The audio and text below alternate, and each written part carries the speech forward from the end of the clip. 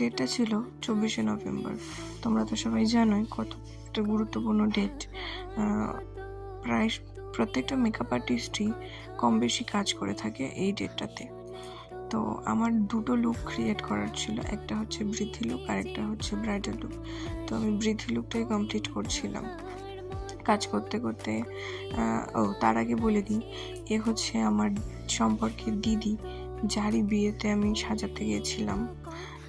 তো গল্প করতে করতে আমরা মেকআপটা কমপ্লিট করছিলাম, সামনে আমার বাড়ির লোকও ছিল, তাই আর কি গল্প করতে করতে মেকআপটা কমপ্লিট করছিলাম। আরেকটা কথা, আমার কাজ যদি তোমাদের ভালো লেগে থাকে তাহলে নিজের স্পেশাল ডেটে আমাকে বুক করতে পারো।